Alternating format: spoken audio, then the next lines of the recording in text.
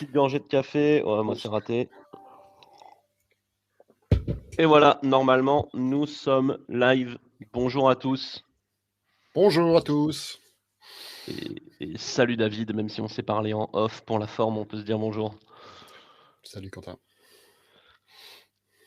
Et on a déjà 32 participants, hein. On va attendre la traditionnelle minute 30 avant de démarrer. Bon alors, comme vous le voyez, David avait prévu un fond vert pour pouvoir avoir un bon fond d'écran.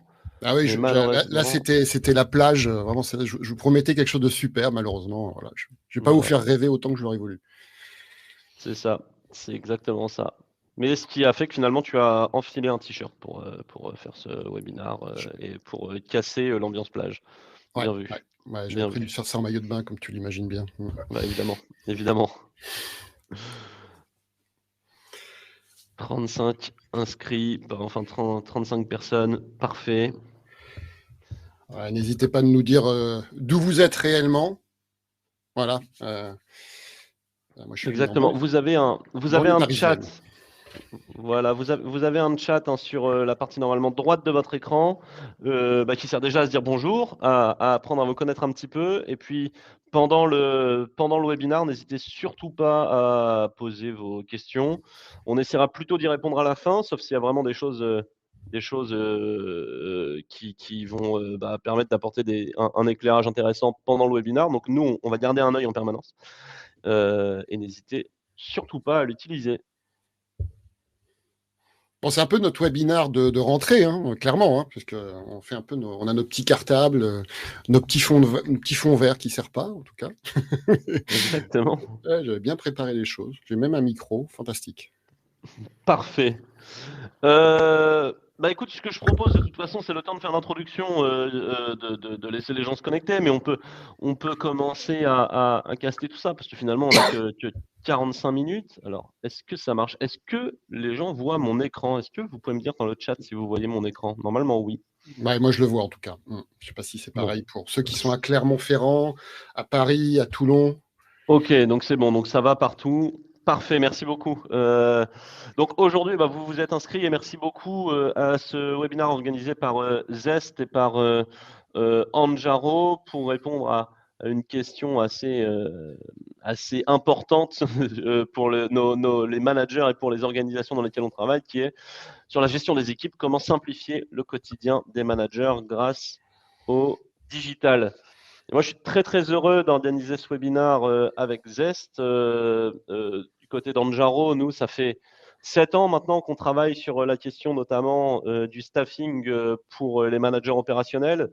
Zest, je crois que ça fait à peu près aussi longtemps que vous êtes dans le secteur du bien-être.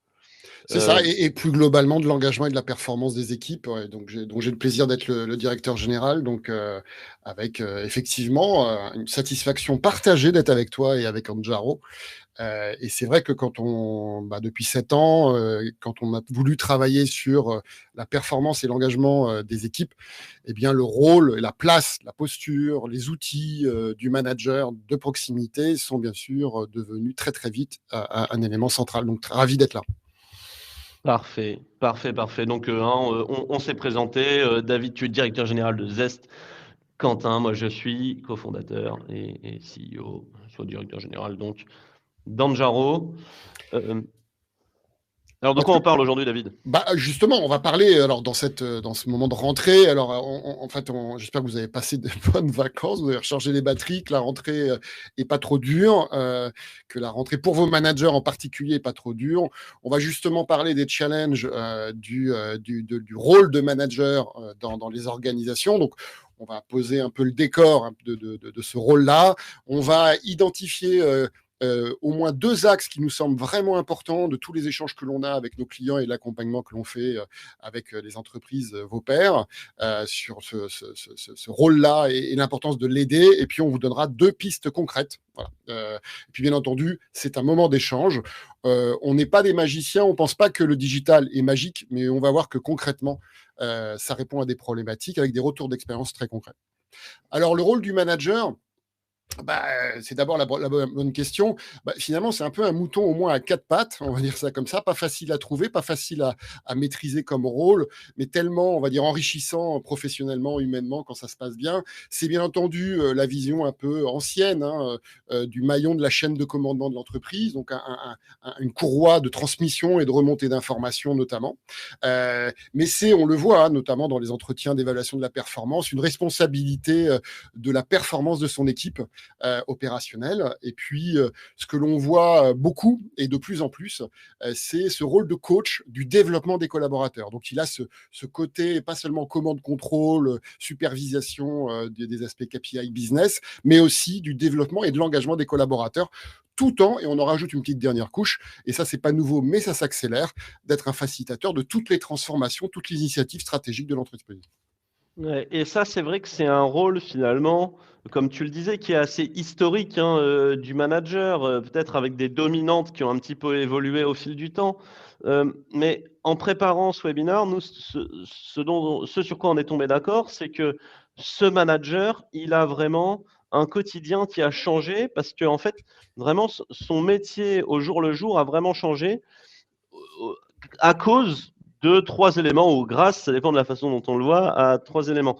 Le premier, c'est que l'arrivée du digital a eu tendance à décentraliser un certain nombre de process RH sur le manager. On pense par exemple à, quand on pense au début de la digitalisation, à la validation des congés payés, on pense à à certaines variables de paye, certains éléments qui ont été donnés directement à la main du manager plutôt qu'au service paye, etc., etc. Donc ça, c'est le premier élément. Et d'ailleurs, c'est la statistique. On a trouvé une statistique, pardon, qui est pas en dessous, mais qui est hyper intéressante, comme quoi les managers passent plus de 40% de leur temps maintenant à faire de l'administratif, ce qui est quand même assez hallucinant. La deuxième chose, c'est que dans son rôle de management et de manager coach, il a affaire à des personas multiples. En fait, le rapport au travail, c'est individualisé. On est moins sur des effets générationnels de management, des attentes du travail générationnel, mais on va plus être individu par individu, chacun avec sa propre attente différente de la carrière. Et évidemment, pour le manager, ce changement de paradigme du monde du travail, ce changement des attentes du collaborateur envers son travail, ça va complexifier la manière dont dont il va aborder son rôle de manager, et notamment de son rôle de manager coach. Et puis, le dernier élément, alors là, on en a tous été victimes ces dernières années, quand on a vécu de crises, de chamboulements, c'est évidemment la fréquence des changements à accompagner. Et il faut bien noter que oui, il y a les effets macroéconomiques dont tout le monde a parlé, hein, la Covid, etc., les crises successives, mais il y a aussi les changements structurels dans la manière de travailler.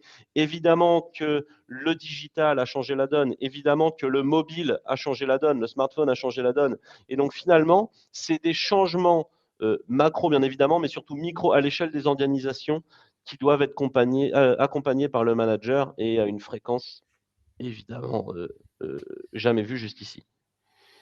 Et donc, dans un peu ce panorama des grands rôles de la fonction de manager de proximité et avec ses complications, ses manques, ses challenges, on a identifié deux gros challenges du quotidien de la rentrée, mais malheureusement un peu plus. C'est pas forcément totalement nouveau, mais on peut dire que là, il y a une acuité, une intensité qui est très, très forte. Donc, le premier, pas de surprise, c'est de réussir malgré tout ça, malgré tout ce qui se passe, la crise, peut-être la pression sur le pouvoir d'achat, la quête de sang, enfin tous ces éléments-là, eh bien, il y a ce rôle-là du manager de proximité qui est un peu ce chef d'équipe, ce capitaine, ce coach qui doit mobiliser son équipe malgré la tempête, malgré les incertitudes, malgré les montées en puissance éventuellement du carnet de commandes, bien entendu. Et c'est intéressant de partager là une étude récente du BCG sur les populations terrain. J'ai voulu prendre justement un peu les populations terrain qui sont souvent un peu pas forcément, un peu moins étudiées, on va dire ça comme ça, que les populations sièges ou dans les bureaux. Là, vous avez le hit parade des causes de départ qui a été étudié en France. Et on voit que pour les populations terrain, le manque de dévolution de carrière est le sujet le plus important en disant si je suis dans un cul-de-sac, je risque de partir. Je pense que c'est aussi lié à l'employabilité sur les populations de terrain qui est important.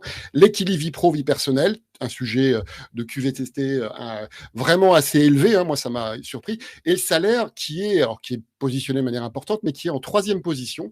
Alors peut-être que l'inflation qui s'est accélérée a changé la donne depuis l'enquête. Je crois que ça dépend un peu des secteurs, mais le manque de flexibilité et la reconnaissance font partie aussi de ce hit parade des causes. Donc on voit que les causes de départ, le risque de départ et de désengagement donc des collaborateurs, est assez nombreux. Il y a des spécificités culturelles, voilà, notamment celle-ci, qui est, on est un peu moins fort globalement, en tout cas c'est perçu comme ça par les collaborateurs, sur la reconnaissance. Je vous rappelle que la reconnaissance, c'est bien sûr le salaire, mais c'est pas seulement le salaire.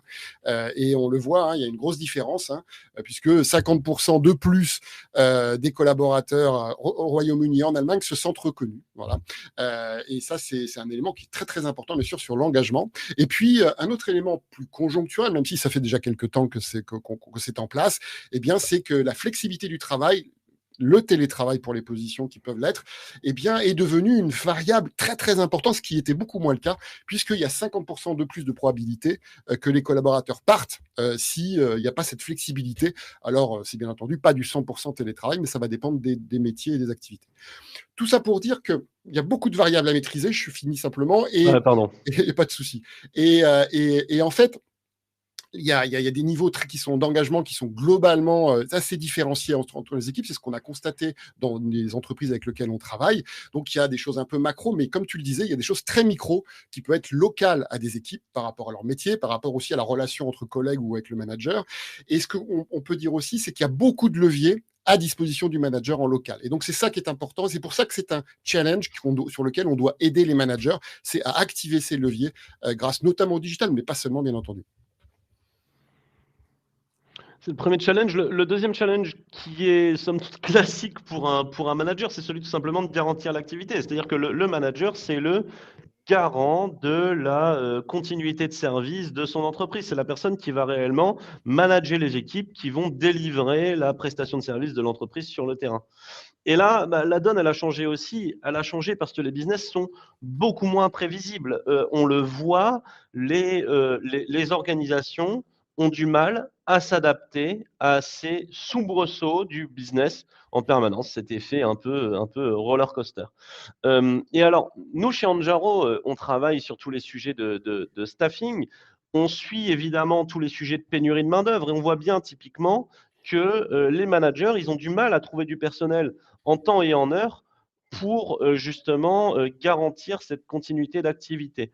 Et c'est d'autant plus dur, parce que vous verrez que ça va venir avec la suite, que les entreprises, elles ont eu tendance à retirer le gras dans les effectifs ces dernières années, justement pour s'adapter à l'imprévisibilité des business. Et alors, nous, on le voit au quotidien, mais faites vraiment l'expérience dans vos organisations, avec vos amis. Vous verrez que tous vont vous dire, c'est peut-être vrai qu'avant, j'avais un peu de gras dans mes effectifs, mais c'est plus du tout le cas maintenant. Quasiment tout le monde, dans n'importe quelle entreprise, va vous dire ça. Et pourquoi? Parce que ça a été un réflexe défensif de la part des organisations, justement pour éviter d'avoir trop de personnel en cas de baisse de l'activité.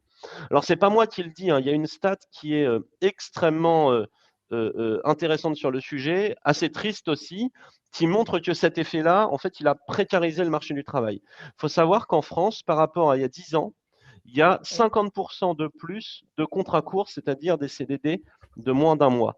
On est passé de 8% à 12% de la population active qui vit de CDD, d'un enchaînement de CDD et notamment de CDD de moins d'un mois.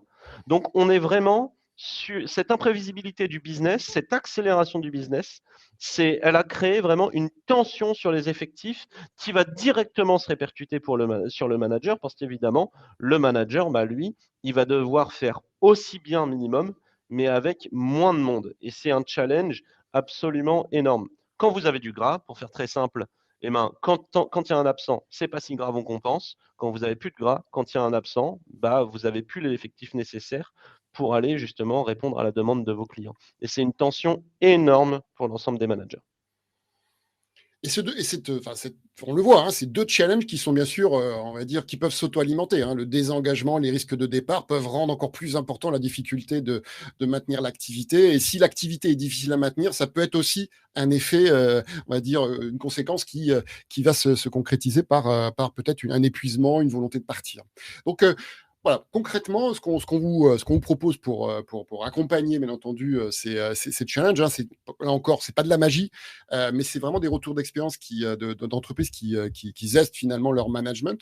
Euh, trois éléments. Premier élément, c'est effectivement à un moment donné, il faut passer au concret, à l'opérationnel pour la posture de manager, coach, c'est-à-dire et pas quelque chose qui soit, on va dire, des incantations. Il faut que ça soit très opérationnel pour lui, pour eux. Ils sont sur le terrain. Et un coach, pas seulement du développement, du bien-être, mais un coach de la performance. Il n'y a pas de bien-être sans bien faire et vice-versa. Et ça, c'est vraiment cette position avec ce niveau d'exigence, d'agilité qu'il faut avoir en local, où le rôle du manager doit être un peu concentré. Je ne vais pas tout maîtriser, mais par contre, ma responsabilité, c'est de faire de l'efficacité collective et individuelle. La deuxième chose, c'est que on n'a jamais eu autant de données grâce aux outils qui ont été déployés depuis très très longtemps. Sauf que quand on regarde l'utilisation, elle est souvent un petit peu concentrée et parfois il y a beaucoup d'entropie dans des fonctions très centralisées. Ça ne redescend pas à l'opérationnel et au plus proche finalement de l'action des pistes de décision. Donc ça, c'est vraiment un élément important. Faire que la data serve à l'action managériale et très locale si possible. Et puis le dernier point, on reviendra dessus, c'est pas faites confiance davantage à vos managers. On l'a vu sur les crises de confinement où il y avait une espèce de facto délégation, hein, de l'ajustement organisationnel sur comment on traitait quelque chose qui nous est tombé tous sur la tête de manière très brutale. Et donc, il fallait s'adapter. Et les équipes locales se sont adaptées avec le manager, bien entendu, comme un peu chef d'équipe en local pour pouvoir trouver des solutions avec son équipe. Voilà. Donc, trois leviers complémentaires pour agir et on va voir concrètement comment le digital peut vous aider. Et le digital, finalement, il va permettre de répondre à deux manques du manager. Alors, on l'a un petit peu effleuré. D'ailleurs, on remet la statistique qui est de 47% sur le temps des managers occupés par l'administratif. C'est évidemment le premier, c'est le manque de temps. Le manager est une personne, représente une fonction qui a beaucoup moins de temps pour la gestion de ses équipes qu'elle n'en avait il y a 20 ans. Et c'est dû notamment à ce qu'on expliquait tout à l'heure, qui est une décentralisation d'un certain nombre de processus. Donc ça, c'est l'élément clé. Et puis, il y a un deuxième manque, qui est le manque de visibilité. En fait, il y a un isolement du manager dans son organisation. C'est-à-dire que finalement, le manager, c'est quelqu'un qui va travailler sur son périmètre relativement restreint, mais qui va avoir du mal à bénéficier de l'intelligence collective d'une organisation. Et on le sait, combien de fois on a vu des entreprises essayer de mettre en place les fameuses best practices, les bonnes pratiques. Combien on a d'entreprises qui ont déployé de réseaux sociaux internes, hein, David, dans les années 2010, pour essayer, pareil, de partager des bonnes pratiques. En fait, le manager, c'est quelqu'un qui est extrêmement isolé, qui a une courroie de transmission, mais finalement qui va avoir du mal à se positionner dans l'intelligence collective d'une organisation et qui va subir de plus en plus son isolement, ce qui peut être très long dans une carrière. Moi, je voulais un petit peu illustrer ça. Alors, on va parler d'Anjaro, mais le message, il est un petit peu plus complexe que ça. Anjaro, pour les gens qui ne nous connaissent pas, notre boulot, finalement, c'est de permettre à un manager d'avoir une vision exhaustive et instantanée sur l'ensemble du personnel qui va pouvoir venir en renfort très rapidement dans son organisation. Et en fait, pourquoi? Parce que le manager, c'est quelqu'un qui est assez isolé, comme on le disait, et finalement qui va avoir un petit peu de monde pour venir faire des remplacements, qui va avoir accès à une agence d'intérim pour faire des remplacements, par exemple, mais il va avoir du mal, pour assurer la continuité de service, à savoir qui, dans l'ensemble de l'écosystème de son organisation, est disponible pour venir travailler. Et par exemple, il ne va pas savoir que le manager d'à côté a du personnel en temps partiel qui veut faire des heures complémentaires et qui voudrait venir en renfort sur son site, etc. Il a dans son répertoire 2 ou 3 vacataires qui viennent souvent chez lui, mais il ne va pas forcément avoir ceux de son voisin. C'est des choses qu'on voit par exemple beaucoup dans les mairies ou qu'on voit beaucoup dans les EHPAD. Donc nous, notre boulot, ça va être de lui faciliter la vie, de lui épargner les 2 heures de coup de fil quasiment tous les matins pour trouver du personnel, mais plutôt de lui donner un accès direct au personnel réellement disponible au sein de son organisation. Autrement dit, au niveau du terrain, ben, on va déjà lui faciliter la vie parce qu'on va lui donner cette possibilité qu'il n'avait pas de savoir précisément qui est disponible dans son entreprise ou dans son organisation publique ou parapublique. Ça, c'est ce que fait Anjaro au quotidien. C'est notre plateforme qui va faire matcher l'offre et la demande en temps réel dans une organisation. Soit. Ce qui est intéressant, et ça vaut pour chez nous, mais ça vaut pour l'ensemble des logiciels, c'est que souvent, la donnée est sous-utilisée par les décideurs. Si je prends encore une fois l'exemple d'Anjaro, on est le seul et unique logiciel qui va être capable de savoir précisément où part la demande tous les matins et donc quelle offre va pourvoir l'ensemble des besoins de personnel. Personne n'est capable de dire que j'ai 15% qui part à l'intérim, 25% qui part sur des CDD, 30% qui part sur des heures supplémentaires, etc., etc. Finalement, c'est quelque chose qui va être cloisonné. On va regarder que l'intérim, on va regarder que ces ETP en CDD, etc. Nous, on va être capable d'expliquer, par exemple, que sur certaines régions, il y a des planchers d'absence. C'est-à-dire qu'à Bordeaux, on a des clients, dans le Bordelais, tous les matins, ils ont 10 personnes absentes minimum tous les jours de l'année. Et en fait, ça va permettre de prendre des décisions qui vont amener à structurer la flexibilité plutôt que de la subir. Cette data, elle va permettre à un niveau macro, par exemple, de déclencher des embauches en CDI pour avoir des remplaçants, ce qu'on appelle tournants en CDI. Elle va aussi permettre, cette data, plutôt que d'enchaîner les contrats courts, vous savez que certains secteurs sont touchés par la loi du bonus-malus sur les contrats courts, en fait, en ayant cette vision macro, on va pouvoir mutualiser les CDD et plutôt que d'enchaîner les contrats d'un ou deux jours, finalement, avoir plutôt des contrats plus longs et qui vont permettre de pallier ce malus. Et un dernier exemple, c'est un client qu'on a lancé récemment dans des EHPAD. Ça me paraît super intéressant. On s'est lancé, je crois, sur environ 80 EHPAD. Et les EHPAD, tout le monde se dit que c'est un marché qui est archi pénurique. Et donc, en fait, ce client, il avait cette tendance à, en permanence, recruter plein de vacataires, enchaîner les CDD courts, etc., etc. En fait, en regardant la data sur Anjaro, ils se sont rendus compte qu'ils avaient une manne énorme de personnel volontaire pour faire des heures supplémentaires et complémentaires qui suffisait quasiment entièrement à répondre à leurs besoins de personnel urgent. Et s'ils n'avaient pas eu cette vision consolidée, si personne avait eu la curiosité d'aller voir cette vision consolidée, en fait, on serait resté dans cette désorganisation totale, alors qu'en fait, cette data, elle permet largement d'amener de l'intelligence collective et d'aller dépressuriser les managers qui se battent tous les matins. Donc en fait, oui, le manager, il doit opérer tous les matins, mais avec cette data, on peut mieux structurer l'entreprise pour justement retirer un petit peu la pression sur le manager. Ça, on le voit sur Anjaro. J'ai évidemment parlé d'Anjaro parce que c'est ce qu'on connaît, mais je pense que c'est quelque chose qui doit être fait sur l'ensemble des logiciels et notamment l'ensemble des logiciels RH. On a trop tendance à avoir une vision utilisateur, comment mon utilisateur va l'utiliser au quotidien. On a trop peu tendance en tant que décisionnaire RH à aller regarder la data et voir ce qu'on peut apprendre pour mieux structurer les ressources humaines dans son entreprise. Et pour continuer sur le digital comme allié du manager, du sergent-chef manager de proximité, pour faire en sorte de relever ces défis, dans la même un peu dynamique que Quentin a présenté sur l'utilisation du digital et en l'occurrence de notre solution, mais d'autres solutions peuvent le faire. Certaines, on le voit, des champs d'application qui sont différents.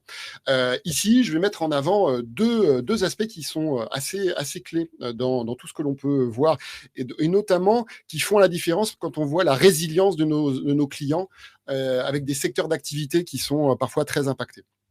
Alors le premier, c'est ce qu'on disait tout à l'heure, c'est oui, mais si on veut que le manager ait un rôle impactant sur l'engagement et la performance, eh bien il faut peut-être passer du commande-contrôle concrètement, opérationnellement, à une posture de capitaine, de coach d'équipe très très opérationnelle. Pour ça, il faut l'aider et pas simplement avoir des incantations. Et donc, il faut déployer des rituels qui sont très, très concrets, des processus, des trames d'entretien qui vont compléter les fameux entretiens annuels qui parfois ne peuvent pas être modifiés. Certains clients ont décidé justement de les réinventer et de les diffuser plus régulièrement dans l'année. Et ça, c'est important de quelque chose, d'avoir une checklist, une trame qui va permettre aux collaborateurs, aux managers d'avoir une collaboration continue, structurée, efficace. C'est comme pour le recrutement. Si vous n'avez pas un échange un peu structuré, eh bien, l'entretien va être beaucoup moins performant et beaucoup moins impactant. L'autre chose qui est importante, c'est que ces rituels, il ne faut pas qu'ils soient descendants de la fonction RH. On n'est pas dans la conformité RH. On n'est pas dans l'aide à la prise de décision RH. On est vraiment en empathie totale sur le business et sur le rôle du manager. C'est comment on peut faire en sorte que ça s'adapte au rythme et aux besoins opérationnels. Vous avez des rythmes agiles, il faut peut-être les caler sur les sprints de la méthode agile. Vous voulez déployer la stratégie, les transformations avec la méthode OKR, il faut que ces rituels opérationnalisent justement ces discussions, ces échanges pour faire avancer la mise en œuvre de la stratégie. Et donc, c'est vraiment important là de designer quelque part avec le digital qui va le diffuser à tout le monde, ces leviers d'action qui sont plutôt managériales que simplement RH. Et puis, bien entendu, vous allez avoir un papier cadeau, on va dire, un enveloppe qui va être importante, qui va favoriser l'écoute active, le feedback, qui sont des éléments culturels et d'attente des collaborateurs qui sont très importants. Un élément qui est important sur lequel le digital vous apporte quelque chose, et le digital, on va dire phase 2 pour les RH, est important ici à comprendre, c'est qu'autrefois, les SIRH, où il n'y a pas si longtemps, les SIRH étaient limités quelque part aux populations qui étaient connectées, populations qui avaient un ordinateur facilement en accès, etc., qui avaient une adresse email professionnelle. Là, le digital va vous permettre d'équiper, y compris les populations qui sont en magasin, en entrepôt, les livreurs-chauffeurs, par exemple, dans des activités logistiques. Donc, c'est ça qui est important aussi, c'est de pouvoir faire en sorte que le digital aide aussi les managers du terrain et donc, quelque part, leur équipe.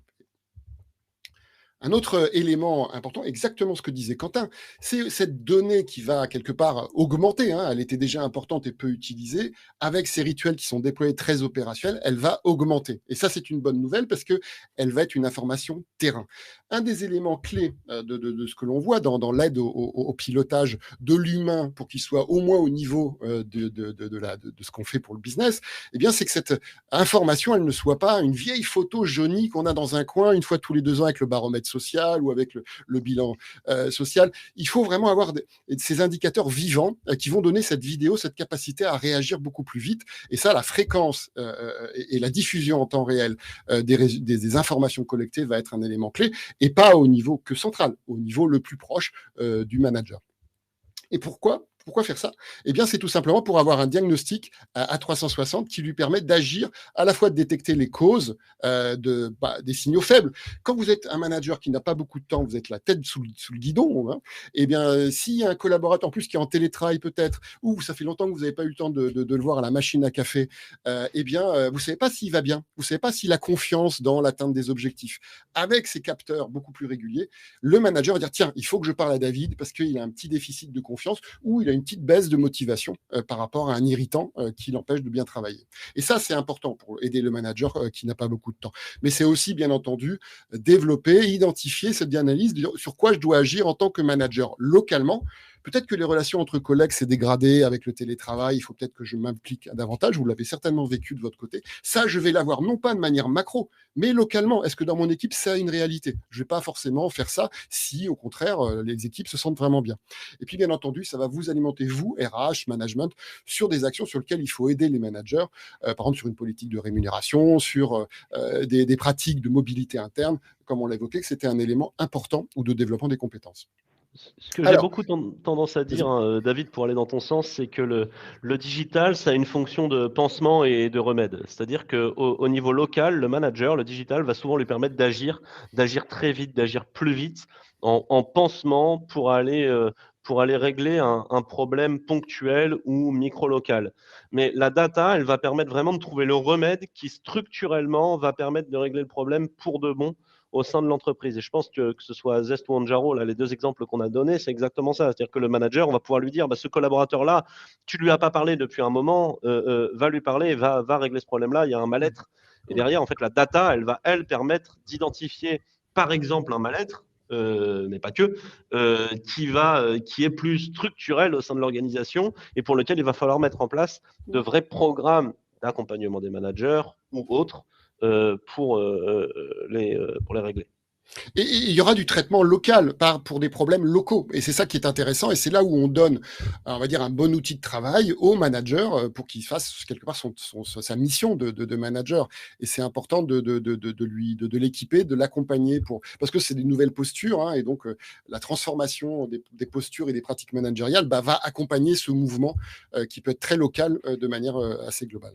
Et rappelons-nous qu'on ne peut pas améliorer ce qu'on ne mesure pas et dont il n'y a que justement en mesurant les choses qu'on va réussir à le faire. Shanjaro, un dernier exemple, mais par exemple, personne avant qu'on arrive ne mesure le taux de remplacement. C'est-à-dire que pour 100 absents, personne ne sait combien réellement ils en remplacent tous les matins. En Njaro, on va déjà leur permettre d'avoir la notion de départ qui est de dire, mais attendez, nous, en fait, on remplace que, et je vous assure que dans le privé, c'est assez catastrophique, on remplace que 30% des absents. Bon, en fait, on veut arriver à 80 pour notre service client.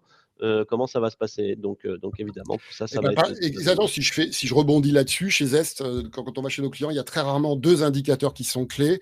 C'est la confiance dans l'exécution, dans l'atteinte des objectifs ou de la stratégie.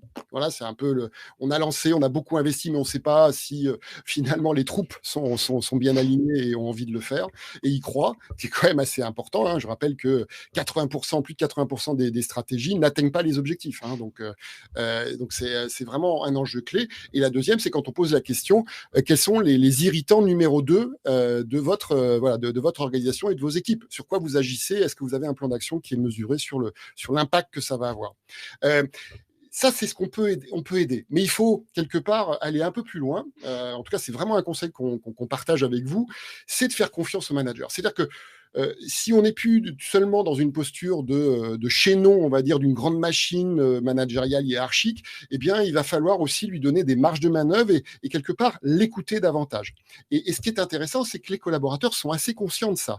C'est-à-dire que les collaborateurs, ils estiment que celui ou celle qui va incarner le mieux la transformation, l'évolution du management, eh ben, c'est son manager de proximité. C'est pas les dirigeants, c'est pas la RH, c'est vraiment celui qui va walk the talk, hein, de manière quotidienne avec lui, sur comment effectivement il va parler de la motivation, comment il va parler de la reconnaissance, qu'est-ce qu'il va faire sur la reconnaissance, etc., l'organisation du travail.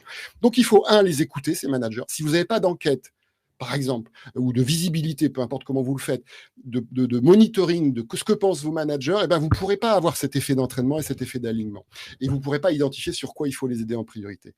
Autre élément, vous avez des champions, vous avez des managers qui sont déjà quelque part dans la posture manager-coach qu'on évoquait, qui est très, très importante. Eh bien, il faut qu'ils jouent cet effet d'entraînement plutôt que d'avoir des incantations, on va dire ça comme ça, sur il faudrait que vous fassiez ça. Il faut mieux que ce soit eux qui témoignent et qui, quelque part, convertissent les managers qui sont parfois besoin de l'être par rapport aux pratiques antérieures. Et puis un élément clé, et ça c'est un élément de l'utilisation du digital en général que tu évoquais tout à l'heure. L'état de l'art aujourd'hui, c'est pas de descendre des process RH conçus par des spécialistes. Ça c'est fait en général, vous l'avez. Là l'enjeu, c'est de faire qu'il y ait de l'appropriation et de l'impact opérationnel sur des populations, managers, équipes. Et donc il faut co-designer avec eux les process. Et là la technologie est beaucoup plus facile. Hein, on peut très rapidement co-designer un rituel par exemple de management ou un outil de pulse pour monitorer son équipe et le mettre en œuvre avec eux. Et donc, quelque part, le RH devient un facilitateur plutôt que quelqu'un qui va porter toutes les solutions. Donc, un élément important dans cet effet d'entraînement. Écoute, parfait.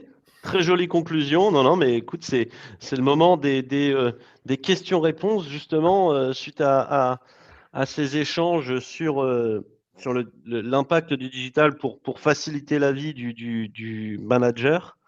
Merci David, en tout cas, pour tous ces éléments. N'hésitez pas à poser vos questions dans le chat. Oui, puis si vous avez des avis contraires, si vous avez des challenges que vous avez identifiés sur votre population managériale et que vous voulez avoir notre tour, n'hésitez pas. Enfin, c'est le moment, hein, c'est gratuit. On fera du mieux possible d'être pertinent. Et n'hésitez pas. Je ne sais pas s'il y a des questions. Je regarde. Je n'en vois pas pour le moment. Bah, écoute, en tout cas, c'est qu'on est très clair, hein, alors, ou des commentaires, en tout cas, sur ces éléments ou des retours d'expérience. Alors, je sais que c'est difficile dans le chat, hein, les retours d'expérience, évidemment. Est-ce que la rentrée se passe bien pour vos managers? Est-ce que vous les sentez un petit, on va dire, mobilisés par rapport à tous les défis qu'ils ont certainement sur les épaules? Voilà. Est-ce que vous avez voilà, essayé et effectivement de déployer des solutions un peu opérationnelles comme on évoquait pour le staffing, pour les rituels de management plus réguliers? Enfin voilà, n'hésitez pas, en tout cas. Peut-être qu'on a effectivement bien répondu aux questions, mais voilà, si vous avez un feedback, n'hésitez. Il y a un élément, en tout cas, moi, que je me permets d'ajouter, qui est essentiel sur la partie utilisation de la donnée, hein, c'est que il y a souvent un décalage entre la façon dont l'outil est déployé et la raison pour laquelle les dirigeants déploient cet outil.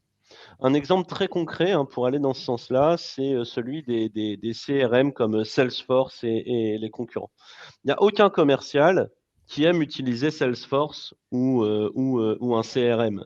C'est des gens, avant qu'on les installe, qui ont toujours fait ça sur leurs fichiers personnels, qui sont toujours débrouillés. Et puis en plus, finalement, leur base client, c'est leur jus de cerveau, c'est ce qui fait justement leur valeur. Mais en fait, la raison pour laquelle ces logiciels ont été utilisés, c'est pas pour du suivi opérationnel. La vraie raison, c'est la capacité que va avoir un directeur des ventes ou une direction générale à anticiper et à structurer la croissance et l'évolution du business. Mm. Donc la raison pour laquelle un outil est utilisé n'est pas forcément la raison pour laquelle un dirigeant a décidé de le déployer.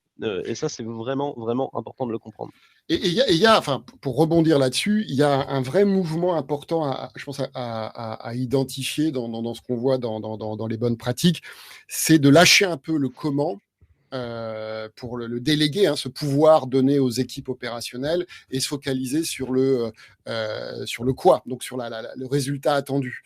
Et on le voit hein, en termes d'outils, enfin de méthodes de management, on va beaucoup plus donner de l'autonomie aux équipes, même aux individus, en disant bah, ok, je te donne, voilà, il faut atteindre ça. Moi, je suis là pour t'aider pour y arriver, mais pas je t'explique en micromanager exactement comment tu dois faire, etc. Donc je vais tout contrôler en gros. Et ça, au niveau de la fonction RH ou de direction, bah, c'est un petit peu la même chose. Il faut déployer, on va dire, ce côté très posture organisationnel, mais aussi équiper, parce qu'il ne faut pas juste faire ça, il faut aussi équiper avec des outils qui permettront quand même aux managers d'être équipés pour faire ça, pour avoir cette autonomie, pour avoir des rituels qui sont moins command contrôle, pour avoir accès à de la donnée qui lui permettent de réagir et d'avoir des solutions opérationnelles pour trouver, par exemple, un remplaçant très vite pour faire en sorte que la ligne de production soit pas bloquée, par exemple. Et ça, c'est cette responsabilité un peu tripartite. Il faut changer la posture un peu de direction quelque part, de responsabilisation, de créer des outils, des process, des données qui sont accessibles pour pouvoir faire en sorte que le manager pourront le faire effectivement, et après laisser effectivement ce pouvoir, cette autonomie au manager. Alors, on a deux questions là. Je te propose de répondre, que je prenne celle sur le secteur public et puis peut-être toi sur Vas-y, vas-y. le petit poil à gratter de Emeric sur le tableau de bord de plus. Euh, Yes. concernant donc question de Bruno, hein, qui demande un petit retour sur les services publics et ses spécificités. Alors nous, chez Anjaro, on travaille beaucoup maintenant avec le service public, hein. Vraiment, pour vous donner une idée, cette année, c'est à peu près 50% de la croissance d'Anjaro. Euh, Ce qui ressort, c'est que chez nous, en tout cas, c'est un secteur qui a une maturité supérieure au privé sur les problématiques de remplacement et de continuité de service, puisqu'évidemment, l'enjeu de continuité de service public est un enjeu absolument essentiel dans le public. Donc, nous, on a réussi à mettre un pied dans le secteur public en étant référencé UGAP et donc en permettant de raccourcir notre relation et en déclenchant beaucoup de pilotes. Et ce qu'on a vu, ça a été plutôt des gens qui réagissaient très vite sur les sujets de remplacement et continuité de service. Deux, des gens qui sont très très mûrs sur cette problématique et donc très très mûrs sur l'utilisation de la donnée. Et trois, et ça va surprendre la grande majorité des gens du privé qui nous regardent aujourd'hui, mais une réactivité dans le processus de décision supérieure au secteur privé, même si Ça paraît très étonnant. Bah oui, le service public peut aller très vite en France. Et j'abonde, hein. Enfin, nous, on a par contre une minorité effectivement du secteur public, mais par contre, ceux avec qui on travaille, que ce soit des organisations territoriales, des organisations de la santé, de l'assurance maladie, enfin, ce qu'on a constaté, il y a un peu un côté, bon, bah, on a peut-être loupé l'étape. On va dire CD-ROM pour faire du e-learning, on va tout de suite passer au collaborative learning. Et parce qu'en fait, ils ont les mêmes problèmes, c'est-à-dire que les collaborateurs ont des attentes identiques, la flexibilité du travail, la reconnaissance, la quête de sens, tout ça, c'est dans le cocktail. Alors, il peut y avoir des différences, et notamment sur les populations peut-être les plus âgées, les plus anciennes dans ces organisations, mais tout, on va dire la majorité des collaborateurs ont les mêmes questions que dans le privé. Et là, on sent vraiment une dynamique, on a des logiques d'innovation managériale qui sont vraiment très intéressantes et assez... on va dire, je pense que ce serait intéressant que le secteur privé parfois s'en inspire. L'autre point, alors le tableau de bord, voilà, encore un tableau de bord. C'est clair que si c'est tout ça pour ça, on va dire, ça serait un échec total. Et c'est pour ça qu'il faut se poser et avoir les bonnes réponses avant de se lancer là-dedans. Est-ce qu'il y aura une vraie volonté, une vraie capacité à agir en fonction de la data? Si vous déléguez, par exemple, un tableau de bord et que vous avez des choses qui vont, par exemple, baisser, comme la confiance dans l'atteinte des objectifs ou l'insatisfaction sur la mobilité interne ou sur, que sais-je, l'équilibre vie perso, vie pro, sur l'orientation du télétravail. Si vous laissez rien au manager comme l'attitude d'action, bah c'est clair que ça va être un cul-de-sac et ça va être une frustration et ça va être contre-productif.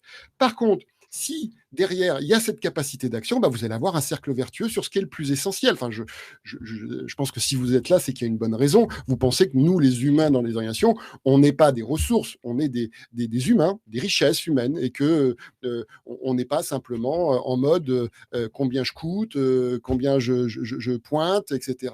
Donc, on a besoin de manager ça. Et quand on regarde les tableaux de bord KPI, performance, ils sont surdéveloppés, financiers, ils sont surdéveloppés. Quand on regarde la performance humaine, eh bien, ils sont sous-développés.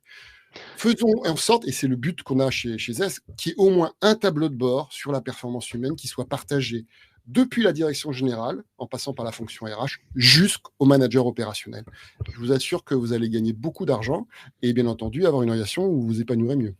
Et puis je pense que les choses sont fort heureusement pas exclusives, hein. C'est-à-dire que c'est pas un tableau de bord de plus, un élément essentiel, et dans notre discours, je crois qu'on l'a plutôt porté, c'est que la solution, elle doit être d'abord utile sur le terrain et ensuite exploitée par la direction générale. Et je pense que ce qu'on a pointé du doigt aujourd'hui avec David, c'est le fait que les solutions, elles sont souvent utilisées sur le terrain, plus ou moins bien déployées, ça dépend bien évidemment. Dans l'ensemble, elles sont utilisées sur le terrain, mais le problème, c'est qu'en effet, la donnée unique qui va ressortir de certains outils, elle est peu ou pas exploitée. Et donc, ce qui est assez étrange souvent, c'est qu'on va déployer un outil pour améliorer une situation sur le terrain en mode pansement, pour reprendre un peu la métaphore que je donnais tout à l'heure. Mais par contre, on va s'arrêter là et on va avoir tendance à oublier que la donnée qui ressort va potentiellement nous permettre de trouver le remède. Et c'est vraiment ça qu'on veut pointer du doigt. Moi, je le vois très très bien chez Anjaro au quotidien. Typiquement, Anjaro peut amener les solutions pour concocter le bon remède pour répondre aux problématiques de remplacement urgent dans les organisations. Et si on n'utilise pas cette donnée, et ben finalement, on va rester à subir la flexibilité. Alors, on va le faire plus vite grâce à Anjaro. C'est cool, c'est bien, c'est sympa. Les managers, en effet, passent moins de temps au téléphone. Mais bon, c'est quand même dommage de ne pas passer à l'étage supplémentaire de la fusée et d'être capable vraiment d'avoir une vraie stratégie autour de la flexibilité pour amener un meilleur service à ses clients, pour amener moins de précarité dans l'organisation. C'est quand même plutôt des sujets plus importants. Et on l'a vu vraiment avec ces crises qu'on a vécues là depuis quelques années, cette notion de rebond, de maintien d'activité, de résilience finalement. Et on a vu des entreprises qui travaillaient ce sujet-là, du manager coach, de l'équipement, entre guillemets, de la mesure, du suivi, et des plans d'action continue, d'amélioration continue, de l'expérience collaborateur, par exemple. Eh bien, ils ont absorbé, on va dire ça comme ça, ou digéré les crises, les changements, les transformations dramatiques, un peu, beaucoup plus facilement que ceux qui disaient, bon, on a un baromètre social qui a 2 ans. Faut qu'on mesure là, parce que tout a changé là. Et là, il y a, voilà, on sent qu'il y avait pas les données, comme on les disait, et pas cette gymnastique de l'amélioration continue. C'est un vieux principe de bon sens qui nous vient de loin, que l'amélioration continue, c'est souvent ce qui fait la différence. Et il faut cette gymnastique d'amélioration continue de la performance humaine. Et c'est ce que l'on fait concrètement avec Zest et ce que fait aussi Anjaro. Pour une dernière question, et après il va falloir se quitter, de Stéphanie qui demande: par la data, je ne vois pas comment on peut traiter les problèmes de fond, manque d'évolution de carrière, équilibre vie pro, vie perso, reconnaissance. Je pense que c'est un élément essentiel, votre question, Stéphanie, parce que ma conviction, c'est que ce sont des sujets qui sont traités parfois via des exit interviews, via les entretiens d'évaluation, etc., mais qui vont souvent être sur des niveaux qualitatifs et rarement quantitatif. On va avoir beaucoup de mal à aller tirer des statistiques. Et le problème de ce manque de statistiques, c'est qu'ils vont empêcher d'aller identifier des dénominateurs communs au départ, au désengagement, à la baisse de performance. Et finalement, l'enjeu de cette data, justement, ça va être de découvrir des saisonnalités, de trouver des géographies spécifiques, d'aller identifier des fonctions qui sont plus sujettes dans une organisation à des départs que d'autres, etc., des business units. Donc en fait, cette data, elle va permettre d'éviter les généralités comme le turnover augmente parce que la génération Z est différente. J'exagère, je pousse le bouchon, mais franchement, pas tant que ça. Et d'aller se dire, attendez, la spécificité dans mon organisation, c'est que je me rends compte qu'en fait, je dis n'importe quoi, moi, j'ai des vagues de départ sur mon service client en septembre et en janvier, soit systématiquement après les vacances scolaires. Qu'est-ce que ça veut dire de la manière dont il faut que je communique, de la manière dont il faut que je place mes entretiens d'évaluation, de la manière dont il faut que je parle de ma stratégie auprès de mes collaborateurs, etc., Et j'en passe parce que chaque organisation est spécifique. La recherche du dénominateur commun, c'est ce que la data doit vous permettre pour justement répondre à votre organisation, aux problématiques de votre organisation. Et la donnée n'est qu'un, on va dire, un accélérateur de prise de conscience et de mesure de l'impact de ce qu'on fait. C'est peut-être 20% de ce qu'il faut faire, mesurer, par rapport à l'amélioration réelle. Et dans tous les exemples, dans les thèmes que vous avez dit, moi j'ai des exemples très concrets d'actions qui ont été issus de cette mesure, mais qui ont été mis en œuvre effectivement. Si dans votre organisation rien ne se met en œuvre, ou très peu, forcément, il n'y aura pas d'impact. Mais ça ne sera pas la faute de la mesure, ça sera la faute du service après-vente, on va dire, de l'action concrète. Et l'équilibre vie perso-pro, par exemple, on a des clients qui ont détecté qu'il y avait des managers toxiques, donc c'était très intuitu-personné, par exemple, sur lequel il a fallu faire un accompagnement RH. Ça, c'était pas visible et pas identifié. Il a fallu aussi identifier, par exemple, pour un autre client, que sur certains types de métiers, l'équilibre vie perso-vie pro était particulièrement important pour des raisons opérationnelles, notamment liées à des problèmes d'accessibilité d'outils, pour vous dire. Donc, c'est vraiment des choses qui sont, on va dire, qui vont passer de « je pense que » à la réalité qui est perçue par les collaborateurs au niveau le plus concret, le plus terrain, elle va être mesurée. Voilà. Exactement. C'est un peu le plan do check action de l'amélioration continue.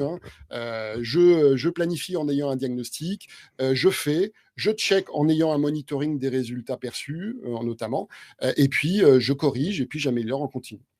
C'est exactement, et je propose que ce soit la conclusion parce qu'on a déjà dépassé l'heure, c'est de passer de la perception au diagnostic quantifié et donc objectif. Et je crois que c'est l'élément absolument clé, c'est qu'on peut faire plein de diagnostics, enfoncer plein de portes ouvertes, mais c'est beaucoup mieux quand on a mis des mots et une mesure sur l'ampleur de certains phénomènes dans une organisation. Encore une fois, quel que soit le phénomène dont on parle. Et dynamique dans le temps pour voir si les choses s'améliorent. Évidemment. Bon, en tout cas, on a dépassé l'heure, donc on ne va pas prendre plus de votre temps. Merci beaucoup de nous avoir suivis aujourd'hui. J'espère que ce webinaire vous a plu. Merci beaucoup, David, en tout cas, d'avoir partagé l'antenne C'était un plaisir aujourd'hui avec toi. Salut. À bientôt. David. Au revoir tout le monde.